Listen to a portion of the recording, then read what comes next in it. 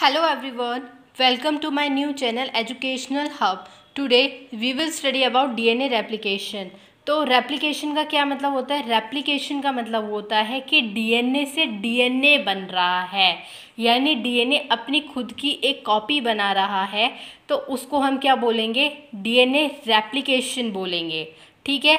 अब डीएनए से आरएनए बन रहा है तो ट्रांसक्रिप्शन हो रहा है, आरएनए से प्रोटीन बन रहा है तो ट्रांसलेशन हो रहा है। अब इस आरएनए से फिर डीएनए बन रहा है, किसका एंजाइम यूज़, कौन सा एंजाइम? Reverse transcriptase. से पूरी क्या है?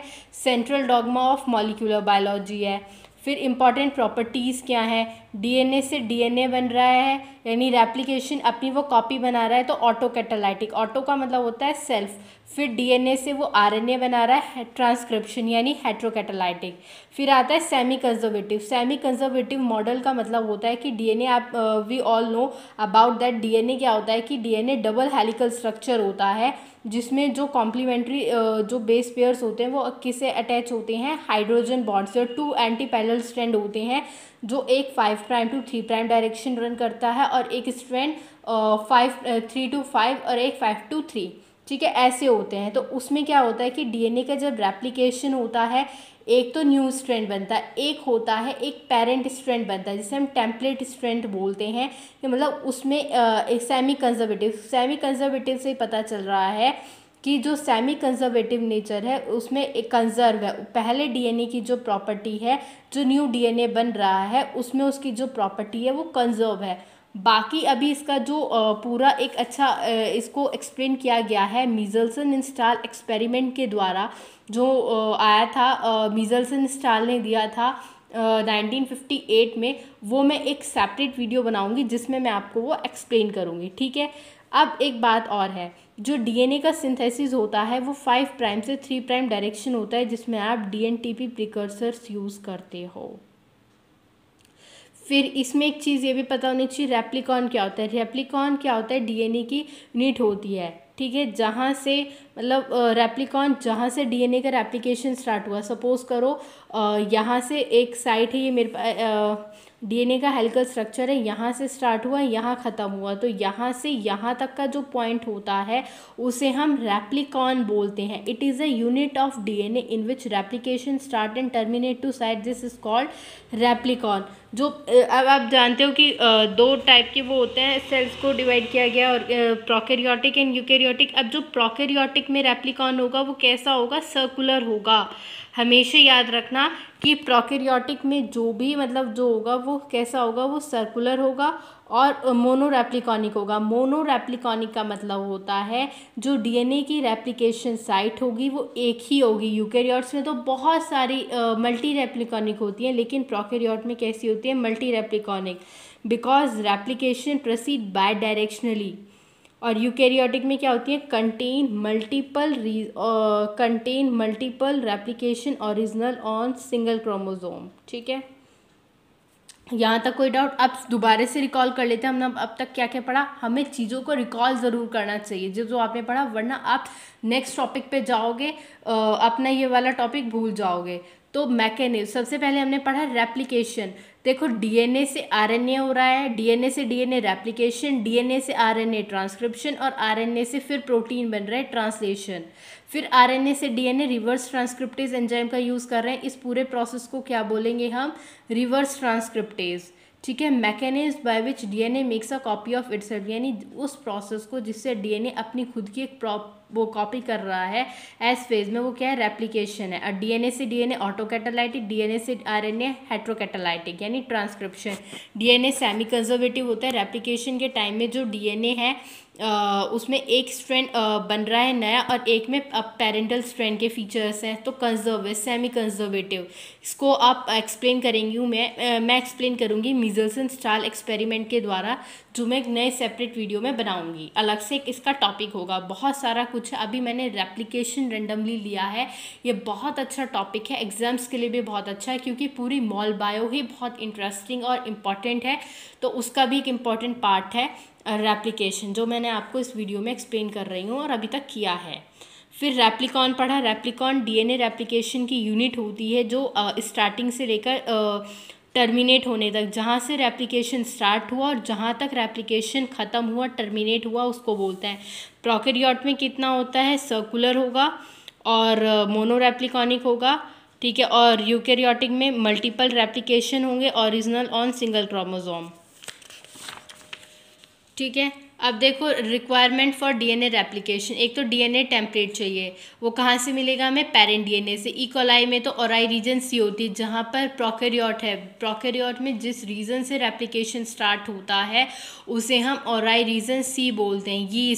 यीस्ट में ऑटोनॉमसली रेप्लिकेटिंग सीक्वेंस होता है। Ori region replication, multiple short sequence replication, जिसमें बहुत सारी बाइंडिंग प्रोटीन होती हैं जहाँ पर एंजाइम आकर बाइंड करते हैं, ठीक है। तो एक वो रीज़न होती है जहाँ पर वो बाइंड करते हैं जितने भी एंजाइम्स प्रोटीन होते हैं आपके उस रेप्लिकेशन साइट पे।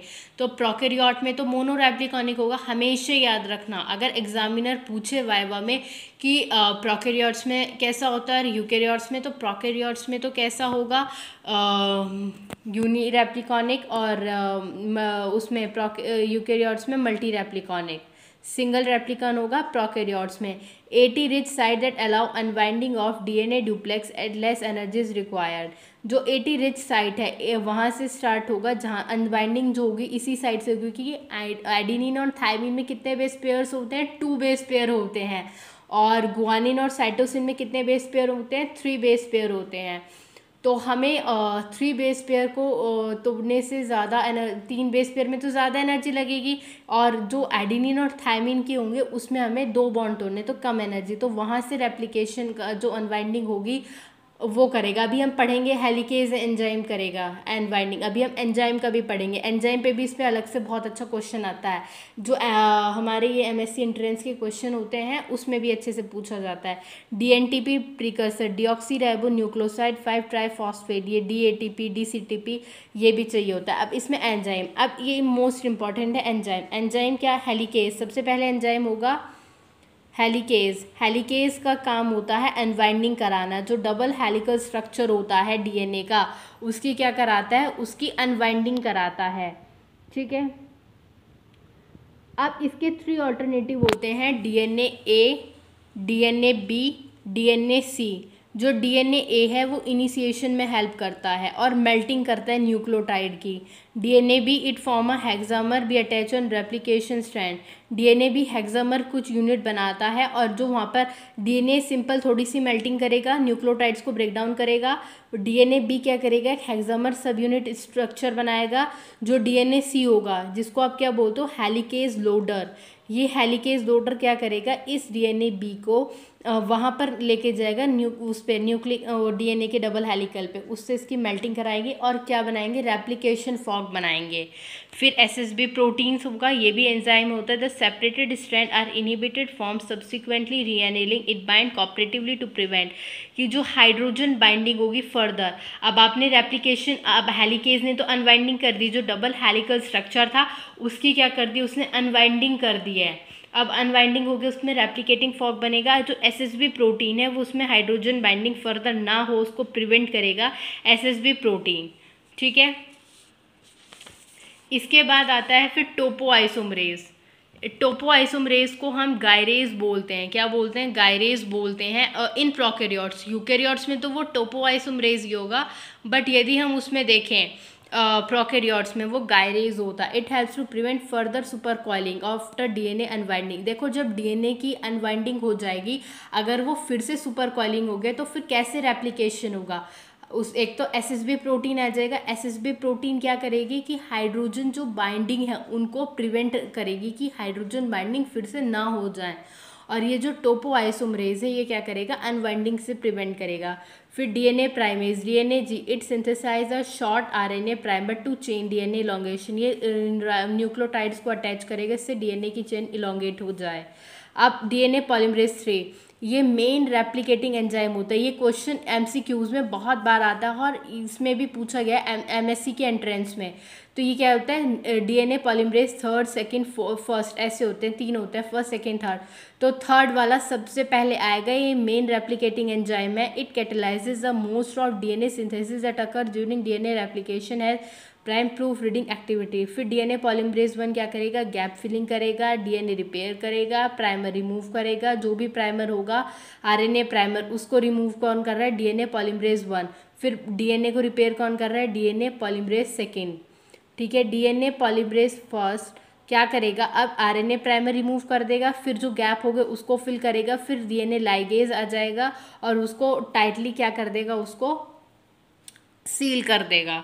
फिर टस प्रोटीन होता है जो टर्मिनेशन में हेल्प करता है, सेपरेशन ऑफ क्रोमोसोम। जब डीएनए रेप्लिकेशन हो जाता है तो कंप्लीशन में सेपरेट हो जाते हैं क्रोमोसोम। अब देखो डीएनए का रेप्लिकेशन प्रोकैरियोट्स में कैसा है। सबसे पहले अभी तक जो हमने रिवाइज किया है उसको रिकॉल कर लेते हैं। एंजाइम्स वो वाला मैंने करा दिया था। एंजाइम्स में देखिए, एंजाइम्स में हेलिकेज क्या कर रहा है, यहीं पे लिखा है it helps in unwinding of duplex DNA. जो डीएनए डबल हेलिकल है उसकी ड्यूप्लेक्स ने उसको अनवाइंड कर रहा है। डीएनए ए उसकी मेल्टिंग करेगा, बी हेक्सामर सब यूनिट बनाएगा जो वहाँ पर अटैच होगा, डीएनए सी के द्वारा जाएगा, डीएनए सी उसको लेकर जाएगा, वो कहेगा कि चलो उस साइड पर अटैच हो जाओ और वहाँ पे जाके उनकी मेल्टिंग करो, उनको अनवाइंड करो। डीएनए सी हेलिकेज लोडर है, it catalyses DNA B to load on replicating side. फिर एसएसबी प्रोटीन क्या करेंगे, जो हाइड्रोजन बॉन्ड होंगे उनको प्रिवेंट करेगा फर्दर बाइंड होने से। फिर एक हमने एंजाइम पढ़ा टोपोआइसोमरेज। टोपोआइसोमरेज को प्रोकैरियोट्स में गायरेज बोला जाता है, फर्दर सुपर कॉइलिंग को प्रिवेंट करेगा after unwinding of DNA duplex. DNA primase, DNA G ये क्या करता है, शॉर्ट प्राइमर बनाता है डीएनए चेन इलोंगेट के लिए। फिर आता है हमारा डीएनए पॉलीमरेज थर्ड। अभी हमने पढ़ा कि डीएनए पॉलीमरेज थर्ड क्या है, मेन रेप्लिकेटिंग एंजाइम है, रेप्लिकेट करेगा जिसकी डायरेक्शन क्या होगी, 3 प्राइम टू 5 प्राइम होगी। इसको हमेशा याद रखना। डीएनए पॉलीमरेज फर्स्ट क्या करेगा, डीएनए रिपेयर करेगा, गैप फिलिंग करेगा और प्राइमर रिमूव करेगा। फिर डीएनए पॉल थर्ड डीएनए को रिपेयर करेगा। पॉलीमरेज 1 आरएनए प्राइमर हटाएगा, गैप फिल करेगा, डीएनए फॉर्म बाय जो आरएनए प्राइमर रिमूव होने से गैप था वो गैप को फिल करेगा और आरएनए प्राइमर को रिमूव भी डीएनए पॉलीमरेज 1 कर रहा है, याद रखना। फिर टस प्रोटीन आ रहा है, ये टस प्रोटीन टर्मिनेशन प्रोटीन है, इसको शॉर्ट में हमने टस बोला है, टर भी बोल सकते हो। ये सेपरेशन करेगा क्रोमोसोम पे, जब डीएनए रेप्लिकेशन ख़त्म हो जाएगा तो क्रोमोसोम सेपरेट कर देगा। ठीक है, अब हम चलते हैं इसमें आगे। आई होप जो मैं आपको समझा रही हूँ वो समझ में आ रहा हो। और फिर डीएनए रेप्लिकेशन की तरफ बढ़ते हैं। प्रोकैरियोट्स, देखो जो प्रोकैरियोट्स होते हैं उसमें एक होता है 13-mer सीक्वेंस, एक होता है 9-mer sequence. 13-mer sequence 3 times repeat हो रहा है और 9-mer सीक्वेंस 5 टाइम्स। तो सबसे पहले इनिशिएशन होगा। अब इनिशिएशन में क्या होगा, DNA protein initiate replication E coli at ori region C, यानी जो रेप्लिकेशन होगा वो ओराई रीजन सी पर होगा। डीएनए ए बाइंड होगा 9-mer सीक्वेंस पे, ठीक है, फॉर्मिंग एंड इनिशियल कॉम्प्लेक्स बना लेगा, ये भी मेल्टिंग करेगा। फिर ओराई रीजन सी पे क्या होगा, उन्हें अब डीएनए बी वहाँ पर बाइंड हो जाएगा, डीएनए सी लेकर जाएगा 13-mer सीक्वेंस में, वो वहाँ पर उसकी क्या करेंगे, ओपनिंग करेंगे, उसका रेप्लिकेशन फॉर्क बनाएंगे, फॉर्म अ हेक्सामर सब यूनिट। डीएनए ये डीएनए बी कर रहा है, हेक्सामर सब यूनिट जो बना रहा है, and helps in duplex of DNA which is catalysed by DNA C loader, जो कैटेलाइज हो रहा है डीएनए सी से। The separated strand are inhibited from reannealing. अब जो स्ट्रैंड्स है वो आपस में मतलब दोबारा से मिलना जाए उसके लिए एसएसबी प्रोटीन टोपोआइसोमरेज चाहिएगा, क्योंकि जो एंजाइम से डीएनए ए 9-mer सीक्वेंस पे हुआ। अब जो डीएनए बी और सी थे वो और इस पे जाएंगे 13 वाले रीजन पे, 13-mer वाले रीजन से रेप्लिकेशन करेंगे, यहाँ पर मेल्टिंग करेंगे, डीएनए बी एक हेक्सामर स्ट्रक्चर बनाएगा जो यहाँ पर अटैच होगा, डीएनए सी के द्वारा जाएगा, डीएनए सी को हम हेलिकेज लोडर बोलते हैं, जो उसकी अनवाइंडिंग करेगा। The separated strand are inhibited from reannealing by SSB protein which binds to separate strand. तो इनिशिएशन में क्या बात हुई कि इनिशिएशन में क्या होगा, DNA A B C helicase enzyme attach होंगे, वो उसको रेप्लिकेटिंग फॉर्क बनाएगा, ये हो गई बात। अब आते हैं हम बात इलोंगेशन की। इलोंगेशन में 2 फेज़ होंगी, यानी 2 स्ट्रैंड बनेंगे, एक तो लीडिंग स्ट्रैंड और एक लैगिंग स्ट्रैंड। ठीक है, इसमें जो टोपोआइसोमरेज है, जब रेप्लिकेटिंग फॉर्क बन गया उसमें एसएसबी प्रोटीन आ रहा था, शायद एसएसबी प्रोटीन टोपोआइसोमरेज है, ये इनिशिएशन इलोंगेशन दोनों फेज़ के बीच में है, क्योंकि टोपोआइसोमरेज का काम यह है कि वो सुपर कॉइलिंग प्रिवेंट करता है। अगर रेप्लिकेशन के बाद डीएनए ने अपने आप को कॉइलिंग फिर कर ली तो डबल हेलिकल बन जाएगा, फिर रेप्लिकेशन नहीं होगा, सारी प्रोसेस बेकार हो जाएगी। तो डीएनए से डीएनए जो बन रहा है फिर उसमें कॉइलिंग, फिर leading strand synthesis begins with the synthesis of DNA protein at replication fork. Lagging strand is accomplish in short Okazaki fragment. Lagging strand में क्या होगा, शॉर्ट ओकाजाकी फ्रैगमेंट्स बनेंगे। First in RNA primary synthesis by RNA primase. जो RNA primer होगा, यहाँ पर RNA primase क्या करेगा, आरएनए प्राइमर फॉर्म करेगा। लेटर लैगिंग स्ट्रैंड सिंथेसिस, फिर लीडिंग होगा, पहले लैगिंग बना फिर लीडिंग बनेगा, फिर डीएनए पॉल थर्ड क्या करेगा, बाइंड कराएगा and add deoxyribo nucleotide. One तो उसको रिमूव करेगा, थर्ड वहाँ पर बाइंड होगा, आरएनए प्राइमर को ऐड करेगा और जितने भी डीऑक्सीराइबो न्यूक्लियोटाइड हैं वो वहाँ पर ऐड हो जाएंगे। When synthesis of Okazaki fragment, वहाँ पर ओकाजाकी फ्रैगमेंट्स भी बनते हैं, हैज़ बीन कंप्लीटेड। तो जब हो जाएगा तो रेप्लिकेशन प्रोसेस कंप्लीट हो जाएगी एंड कोर सब unit of DNA pol third dissociate from the beta sliding clamp, और वो वहाँ से स्लाइडिंग क्लैंप से डिसोसिएट हो जाएंगी। वहाँ पर होंगी ये पॉल थर्ड, वो डिसोसिएट हो जाएंगी क्योंकि पॉल थर्ड का काम क्या था, आरएनए प्राइमर को ला रहा था और डीऑक्सीराइबो न्यूक्लियोटाइड अटैच करा रहा था। उसके बाद ये आरएनए ओकाजाकी फ्रैगमेंट्स बन गए, रेप्लिकेशन कंप्लीट हो गया। इससे यहाँ से ये जो डीएनए पॉल थर्ड था वो भी डिसोसिएट हो जाएगा। जब ओकाजाकी फ्रैगमेंट कंप्लीट हो जाएंगे तो आरएनए प्राइमर रिमूव हो जाएगा, और रिमूव कौन करेगा उसको, आरएनए वन। फिर उसमें फॉस्फोडाइस्टर बॉन्ड बनेगा जो किसके द्वारा सील होगा, डीएनए लाइगेज के द्वारा सीलिंग करेगा। पॉल थर्ड आया था, डीएनए पॉलीमरेज थर्ड, उसने क्या किया, डीएनए पॉलीमरेज थर्ड ने आकर आरएनए प्राइमरेज अटैच किया था जिससे डीऑक्सीराइबो न्यूक्लियोटाइड अटैच हुए। फिर डीएनए पॉल सेकेंड ने क्या किया, उसको जो डीएनए पॉलीमरेज फर्स्ट था उसने उनको रिमूव कर दिया। सेकंड वाला गैप फिलिंग करता है, रिपेयर करता है। गैप फिलिंग फर्स्ट करता है, थोड़ा बहुत रिपेयर भी करता है, लेकिन सेकंड क्या करता है, डीएनए को रिपेयर करता है, और जो फर्स्ट है वो सील कर देगा लाइगेज के द्वारा। DNA ligase catalyses the formation of phosphodiester bond between a 3' hydroxyl end of DNA 5' phosphate. इस टाइप से डीएनए कैटेलाइज करेगा, फॉस्फोडाइस्टर बॉन्ड बनेगा 5' एंड, और 5' पे फॉस्फेट, 3 पे हाइड्रोक्सिल एट अनदर स्ट्रैंड। फिर आएगा टर्मिनेशन।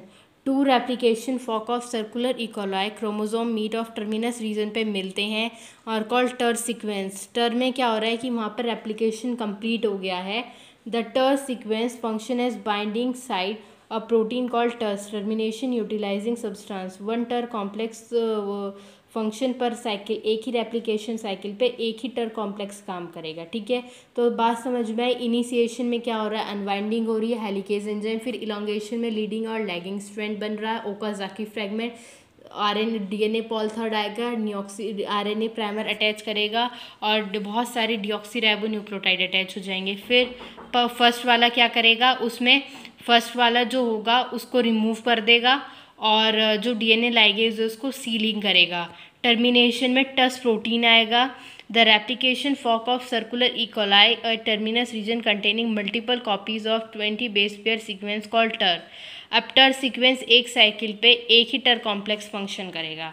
ये बात हुई हमारी रेप्लिकेशन की, तीनों फेसेस की।